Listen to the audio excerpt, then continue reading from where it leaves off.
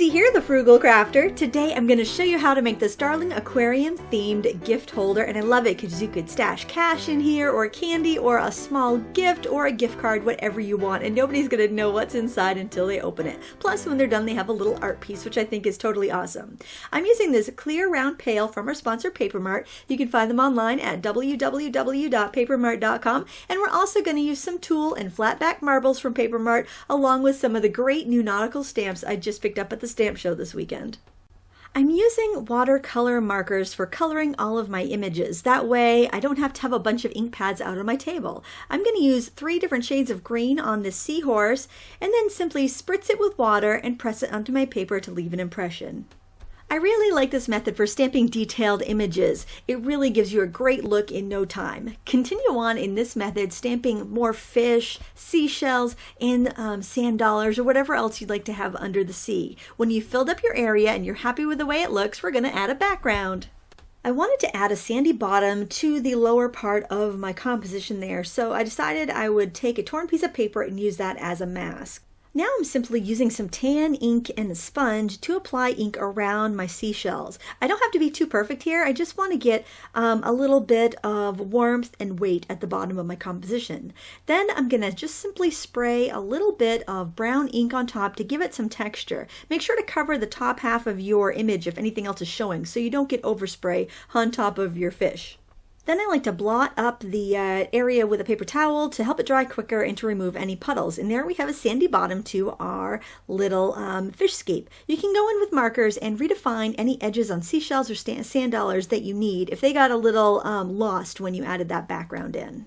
Before I spray the water background at the top of my composition, I'm going to stamp some more fish and just kind of fill it up so it's a nice, lively, full aquarium. Another fun technique I want to share is using a glitter pen. This is a Wink of Stella clear glitter pen to go and blend some of my colors and add sparkle to all of the fish in my aquarium scene. It really adds a lot of glam to this project. Now it's time to do the watery background. I'm putting my mask back over the sandy ground area to cover that up, and I'm just using that scrap of paper again to protect the rest of my image. I'm using a wavy stencil from Lost Coast Designs to give me the look of waves in the water, so I'm just spritzing some blue ink spray on top. And those are my Paper Mart spray bottles and my homemade ink, and I do have that tutorial on my YouTube channel if you're looking for it. I'll try to put a link in the video description for you. Then after I have the wave stencil covered, I'm blotting up any extra ink, and then I'm just going to give an all-over spray because you would see water over the sand as well, and it just helps unify the entire piece. Remember, keep the paper towels handy so you can blot up any big splashes as you go. As soon as your image is dry, we can start to build our aquarium. I like to kind of roll up the paper at this point so it'll want to kind of come together and go into our bucket nicely.